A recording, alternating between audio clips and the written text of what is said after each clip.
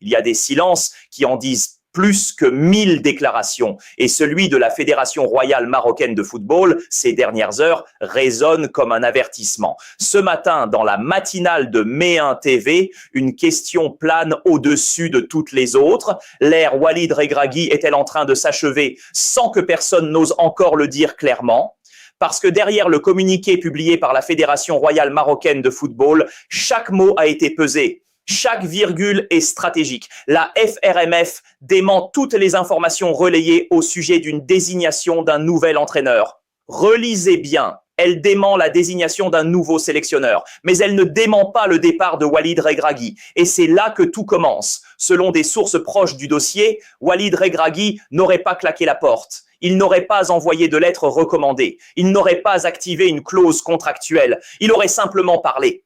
Une discussion franche, directe, humaine. Dans le huis clos des bureaux fédéraux, loin des micros et des caméras, le sélectionneur aurait fait part de son ressenti, celui d'un homme arrivé au bout d'un cycle. Ce détail est fondamental, parce qu'il ne s'agit pas d'un bras de fer juridique, il s'agit d'un état d'esprit. Depuis son arrivée en 2022, une véritable histoire s'est écrite entre Regragui et la sélection marocaine. Une histoire qui dépasse largement les tableaux tactiques et les feuilles de match. Il y a eu cette épopée incroyable à la Coupe du Monde 2022, cette demi-finale historique qui a fait vibrer tout un continent. Il y a eu une finale de Cannes.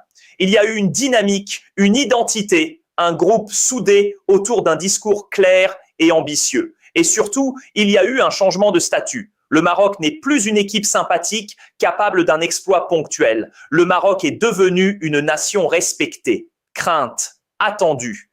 Entrer dans le top 10 mondial, s'installer durablement parmi les grandes sélections, ce n'est pas anodin. Cela transforme la pression, cela change les attentes, cela modifie le regard. Mais les cycles, même les plus brillants, ont une intensité qui use. Coacher une sélection nationale, ce n'est pas seulement préparer des matchs, c'est gérer les égos, les blessures, les frustrations, les polémiques. C'est absorber la pression médiatique, c'est répondre aux attentes d'un peuple entier. Et au Maroc, cette attente est immense. Aujourd'hui, la Fédération royale marocaine de football se retrouve face à une équation aussi délicate que stratégique.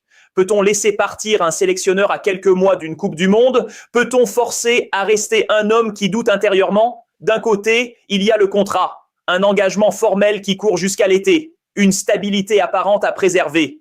De l'autre, il y a la réalité du terrain. Un sélectionneur doit être animé d'une conviction totale. Dans une compétition comme la Coupe du Monde, la moindre hésitation se paie cash. Retenir un technicien contre sa volonté, c'est prendre le risque d'un leadership affaibli. Le libérer, c'est ouvrir une période d'instabilité à un moment crucial. La fédération doit aussi penser à l'image, à la continuité du projet, à la confiance des joueurs. Un vestiaire ressent tout, il capte les tensions invisibles. Si le sélectionneur n'est plus porté par la même énergie, cela finit toujours par se refléter sur le terrain. Et pourtant, personne ne peut effacer ce que Regragui a apporté. Son empreinte est réelle. Son bilan est solide. Sa légitimité est intacte. Mais parfois, les plus belles histoires ne se terminent pas par un trophée. Elles se terminent par une lucidité. Parce que le football de haut niveau ne pardonne pas l'usure mentale. Parce qu'à ce niveau, la passion doit rester intacte. Le contrat court jusqu'à l'été, oui, mais la motivation, elle, ne se signe pas devant notaire. La question désormais n'est plus seulement juridique, elle est profondément humaine. Et dans ce genre de moment charnière, la décision qui sera prise engagera bien plus qu'un nom sur un banc de touche. Elle engagera l'avenir d'une génération. La deuxième partie du communiqué est, à mes yeux, la plus stratégique. Elle tient en quelques mots seulement. L'opinion publique sera informée en temps opportun. C'est une phrase froide en apparence, administrative, presque neutre, mais en réalité, elle est lourde de sens. Cela signifie une chose très claire. Le calendrier ne sera dicté ni par les rumeurs, ni par les réseaux sociaux, ni par la pression médiatique. Il sera dicté par la Fédération royale marocaine de football, autrement dit, la fédération garde la main sur le timing, sur la narration, sur la manière dont l'histoire sera racontée. Dans le football moderne, la communication est devenue un levier aussi puissant que la tactique. Une séparation mal annoncée peut fragiliser un vestiaire. Une fuite incontrôlée peut semer le doute chez les joueurs. Une impression d'instabilité peut offrir un avantage psychologique aux adversaires. Et aujourd'hui, le Maroc n'a plus le luxe de l'improvisation. Si rupture il y a, elle ne sera pas présentée comme un départ subi. Elle ne sera pas perçue comme un abandon en rase campagne. Elle sera cadrée comme une décision institutionnelle, réfléchie, maîtrisée, presque stratégique. Parce qu'à ce niveau, la perception compte autant que la réalité. Le Maroc a changé de dimension. Depuis la demi-finale historique de la Coupe du Monde 2022, la sélection n'est plus regardée avec condescendance ou curiosité. Elle est étudiée, analysée, attendue. On ne parle plus d'un exploit isolé. On parle d'un statut. Affronter le Brésil dans une Coupe du Monde n'est plus une affiche déséquilibrée. C'est un duel entre deux nations ambitieuses. Viser au-delà d'un quart de finale n'est plus un rêve romantique. C'est un objectif assumé. Confirmer ce qui a été accompli au Qatar est devenu une obligation morale. Et c'est précisément pour cela que la stabilité devient essentielle. Dans une compétition mondiale, la moindre faille narrative peut se transformer en fragilité collective. Les joueurs sentent l'atmosphère. Les cadres lisent la presse. Les jeunes observent les signaux envoyés par l'institution. Si le message est flou, l'énergie se disperse. La fédération le sait. Contrôler l'annonce, c'est protéger le groupe. Maîtriser le tempo, c'est préserver la sérénité. Choisir le moment, c'est éviter que la sélection ne subisse le récit au lieu de l'écrire. Ce n'est pas seulement une question d'image extérieure, c'est une question d'autorité. Dans un Maroc qui s'est imposé comme une puissance émergente du football mondial, l'institution doit montrer qu'elle pilote le projet, que rien ne lui échappe, que les décisions majeures sont prises avec hauteur et vision. Parce que désormais, chaque geste est scruté, chaque mot est interprété, chaque silence est analysé. Le Maroc n'est plus l'outsider romantique qui surprend le monde. Il est une équipe attendue, respectée, parfois même redoutée. Et à ce niveau-là, on ne laisse pas l'histoire s'écrire seule. On la façonne. La question est sur toutes les lèvres, dans les cafés, sur les plateaux télé, dans les rédactions. Pourquoi attendre maintenant si l'idée d'un départ existait déjà après la CAN? Il faut revenir en arrière. Après l'élimination en 2024 face à l'Afrique du Sud, Walid Regragui avait déjà ouvert la porte à un départ. Il avait proposé de se retirer. À l'époque, la Fédération royale marocaine de football avait refusé. Elle avait opté pour la stabilité, pour la continuité, pour la conviction qu'un cycle ne se brise pas à la première tempête. Et il y avait une logique. Regragui sortait d'une demi-finale historique à la Coupe du Monde 2022. Son crédit était immense, son autorité intacte. L'idée dominante était simple. Un accident de parcours ne doit pas effacer un projet structuré. Mais aujourd'hui, le décor a changé. Le contexte n'est plus le même. L'énergie n'est plus la même. Le climat n'est plus le même. Il y a d'abord la fatigue, celle qu'on ne voit pas dans les statistiques, celle qui ne s'affiche pas sur un tableau tactique. La fatigue mentale d'un sélectionneur sous pression permanente depuis 2022, conférences tendues, attentes démesurées, critiques constantes. Il y a ensuite le bruit. Les critiques, ils se sont intensifiées. Une partie de la presse est devenue plus frontale, plus incisive. Les choix tactiques sont disséqués. Les convocations contestées. Les discours analysés mot par mot. La relation s'est progressivement crispée. Ce qui était autrefois un débat est devenu une confrontation. Mais le plus profond ne se voit pas en surface. Le soir de la finale perdue, le vestiaire n'était pas simplement déçu. Il était fracturé, sous tension, chargé d'émotions brutes, des regards fuyants, des reproches murmurés, des larmes incontrôlées. Le penalty manqué par Brahim Diaz n'a pas seulement représenté une occasion manquée. Il a cristallisé des frustrations accumulées, le rêve d'une carrière, l'objectif d'une vie. Pour certains, ce moment était unique, irrattrapable. Dans ces instants-là, le football cesse d'être un jeu, il devient viscéral. Certains joueurs ont eu du mal à accepter la manière. Pas seulement l'échec, la manière. Et dans l'intimité d'un vestiaire, ces blessures émotionnelles laissent des traces. Un sélectionneur ne se contente pas d'organiser un 4-3-3 ou un 5-4-1. Il est médiateur, psychologue, leader moral. Gérer une équipe nationale, c'est gérer des hommes avant de gérer des systèmes. C'est apaiser les tensions, réconcilier les égos, réinstaurer la confiance. Et peut-être que là se situe le vrai nœud du problème. Regragui sait ce que représente ce chantier humain. Il connaît l'ampleur du travail à accomplir pour recréer une unité totale. Il sait qu'une Coupe du Monde ne se gagne pas seulement avec du talent, mais avec une cohésion absolue. Peut-être estime-t-il qu'un nouveau regard serait plus efficace. Peut-être considère-t-il qu'il a déjà donné toute son énergie. Peut-être, tout simplement, ne se sent-il plus en capacité de recoller des cœurs brisés. Et dans le sport de très haut niveau, cette lucidité peut être une preuve de grandeur, parce que parfois, partir n'est pas fuir, c'est reconnaître que l'histoire a atteint son point de bascule. La décision, quelle qu'elle soit, ne sera pas seulement stratégique, elle sera profondément humaine. Sur le papier, tout paraît simple. Deux noms reviennent avec insistance, deux profils crédibles, deux trajectoires différentes, mais dans la réalité, rien n'est jamais aussi linéaire quand il s'agit de diriger une sélection nationale à quelques mois d'une Coupe du Monde. Le premier nom qui circule avec insistance, c'est celui de Tariq Sekhtioui. Il a pour lui la popularité. Une vraie cote d'amour auprès d'une partie du public, une personnalité forte, un discours direct, une proximité naturelle avec les joueurs. Il incarne une forme de continuité marocaine, une identité locale assumée, mais le football de sélection n'est pas qu'une affaire de popularité. En interne, le vestiaire ne serait pas totalement unanime sur son profil. Et dans un groupe qui sort déjà d'une période émotionnellement chargée, la moindre fracture peut devenir une fissure stratégique. Un sélectionneur a besoin d'adhésion totale, pas partielle. À ce niveau, 80% de soutien ne suffisent pas. Il faut 100% d'engagement. Sekhtioui a des arguments, mais il traîne aussi des zones de tension. Autre option évoquée, Mohamed Wabi, champion du monde U20 au Chili. Travailleur de l'ombre devenu figure montante, formateur reconnu, capable de structurer, d'éduquer, de bâtir sur la durée. Son profil est séduisant, moderne, pédagogue.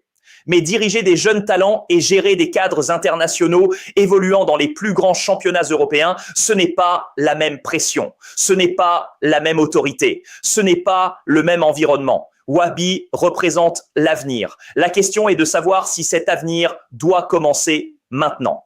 Parce qu'une Coupe du Monde, ce n'est pas un laboratoire, c'est un tribunal. Derrière chaque profil, il y a des atouts évidents. Derrière chaque nom, il y a un pari. Changer de sélectionneur à 3 mois d'une compétition mondiale n'est jamais une décision anodine. C'est une prise de risque calculée.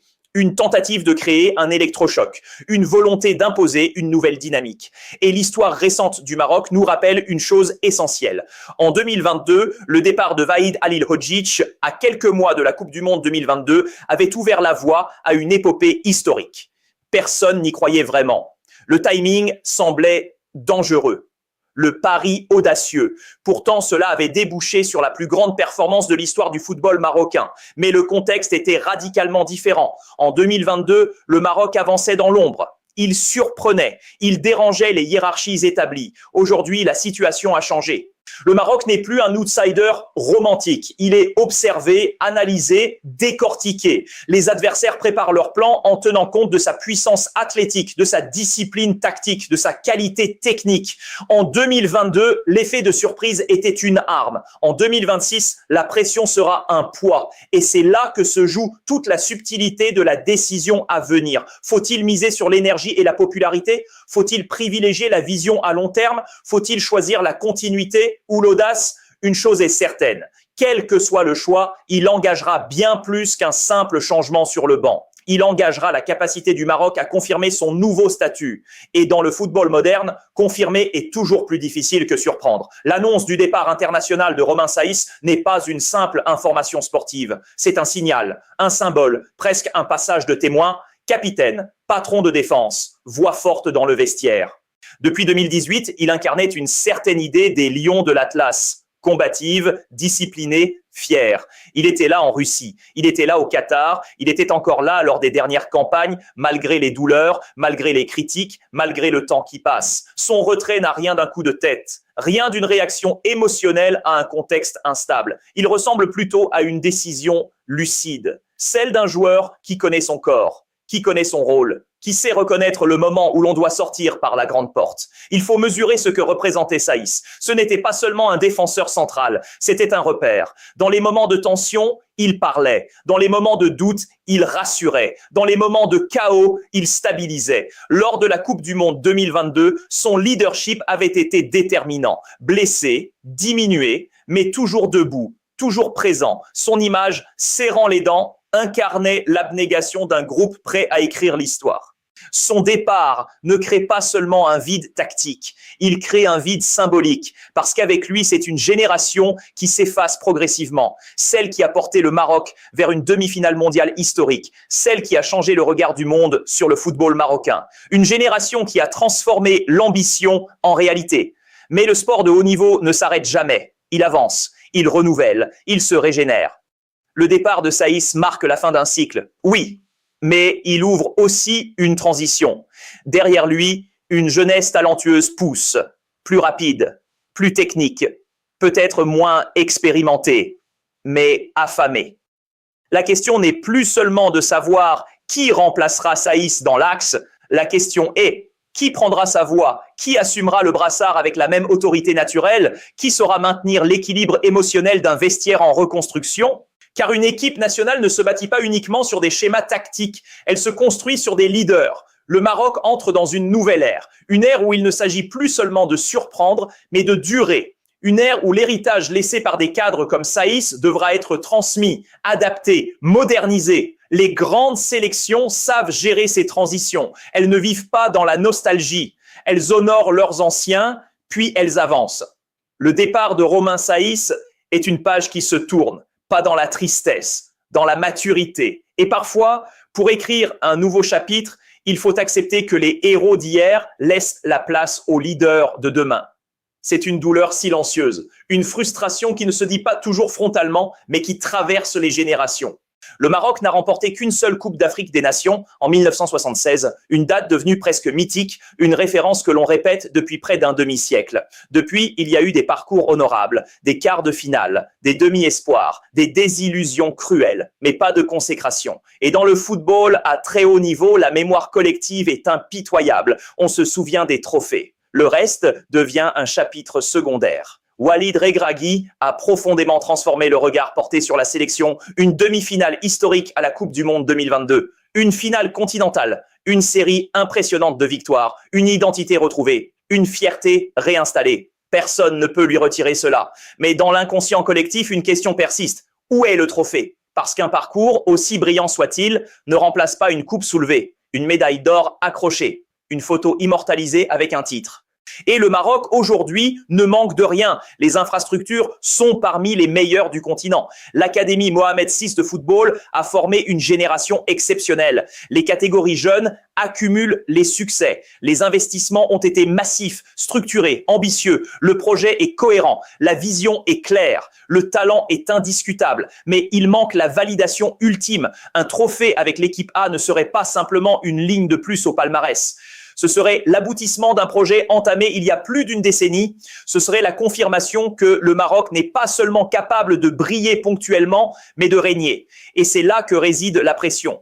Parce que quand tout est en place, les moyens, les joueurs, l'organisation, l'exigence devient totale. Le public ne veut plus seulement vibrer, il veut célébrer. Le Maroc a franchi un cap psychologique en 2022. Il doit désormais franchir un cap historique.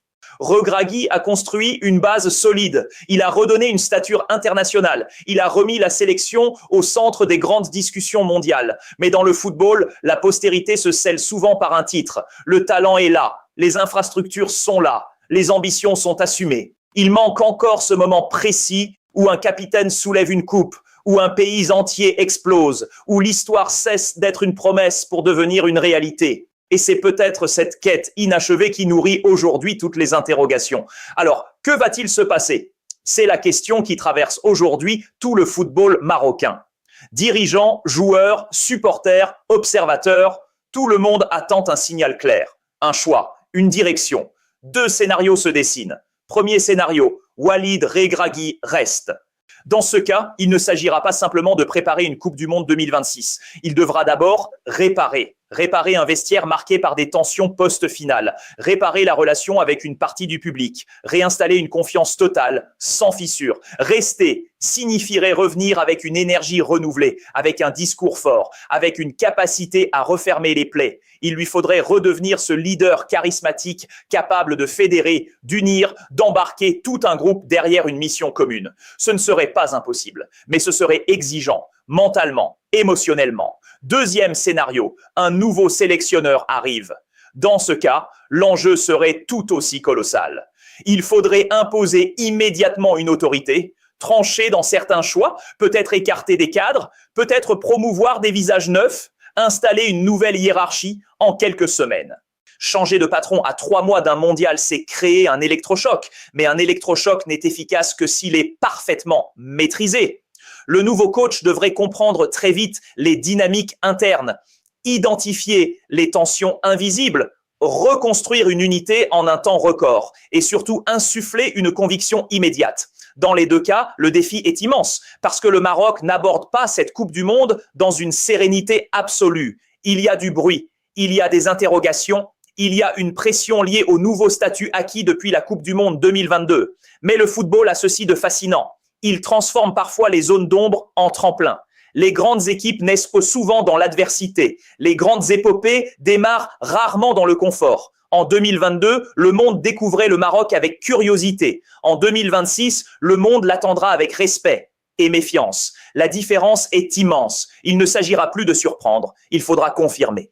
Et parfois, c'est précisément dans ces moments d'incertitude que se révèlent les caractères les plus forts, les leaders inattendus, les décisions courageuses. L'histoire n'est pas encore écrite, mais une chose est sûre, elle est en train de s'accélérer. Et le choix qui sera fait dans les prochains jours pourrait redéfinir une génération entière.